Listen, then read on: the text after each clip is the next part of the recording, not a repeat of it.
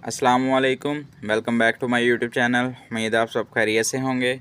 आज की इस वीडियो में हम बात करेंगे ई-बैक टैबलेट के uses, side effects and doses की।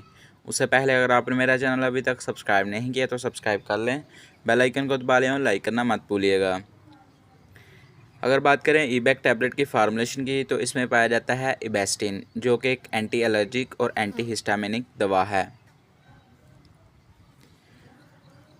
अगर बात करें इसके यूजेस की, यानी कि इसके तरीके इस्तेमाल की, कि हम इसका इस्तेमाल कहाँ कहाँ और कैसे कैसे करवा सकते हैं, तो ई-बैक टैबलेट क्योंकि एक एंटी एलर्जिक और एंटी हिस्टामिनिक दवा है, तो हम इसका इस्तेमाल एलर्जी को ट्रीट करने के लिए करवाते हैं।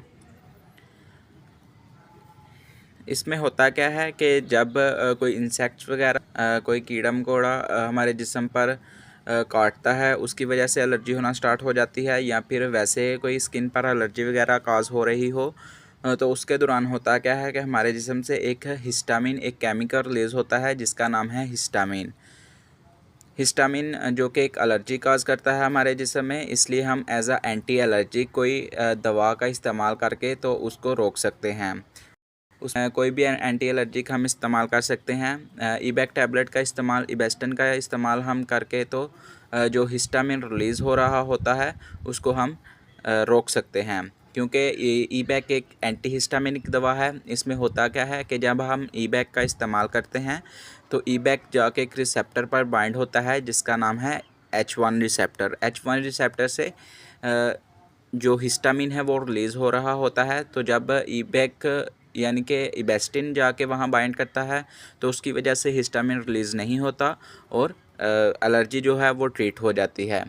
इसके अलावा हम ई-बैक टैबलेट का इस्तेमाल और कौन कौन सी एलर्जी में करवा सकते हैं। ई-बैक टैबलेट का इस्तेमाल हम छींकें वगैरह, यानी कि छींकें अचानक से स्टार्ट हो जाती हैं। बाज़ औक़ात कुछ इंसानों में ये प्रॉब्लम होता है कि उनको डस्ट एलर्जी वगैरह होती है, या फिर सीज़न चेंज हो रहा हो तो उसके दौरान एलर्जी वगैरह होना स्टार्ट हो जाती है, या फिर कुछ को किसी इंसेक्ट्स के काट लेने से एलर्जी हो जाती है, तो उसके दौरान भी हम ई-बैक टैबलेट का इस्तेमाल कर सकते हैं। इसके अलावा आँखों में से पानी का जारी हो जाना, रेडनेस हो जाना, आँखों में रेडनेस हो जाना, चुभन वगैरह होना, उसके दौरान भी हम ई-बैक टैबलेट का इस्तेमाल करवा के तो उसको ट्रीट कर सकते हैं। इसके अलावा कोई फूड एलर्जी, यानी कि किसी खाने की वजह से एलर्जी का हो जाना, उसके दौरान भी हम इसका इस्तेमाल करवा सकते हैं। किसी मेडिसिन की वजह से एलर्जी का हो जाना, उसको भी हम ट्रीट करने के लिए ई-बैक टैबलेट का इस्तेमाल करवा सकते हैं। ई-बैक टैबलेट जो है वो एक नॉन सेडेटिव टैबलेट है। नॉन सेडेटिव से मुराद ड्रोजिनस, यानी कि इसकी इस्तेमाल की वजह से नींद नहीं आती। बाज़ औक़ात कोई एलर्जिक एंटी एलर्जिक हम इस्तेमाल करते हैं, जैसे सिट्राजिन है, तो उसकी वजह से गनूदगी वगैरह होती है। बट इबेस्टिन की वजह से इतनी लॉन्ग थोड़ी बहुत हो तो होती है, नहीं तो इसकी वजह से यानी कि नींद वगैरह गनूद की नहीं होती, इसलिए ये एक सेफ़ ग्रुप भी है।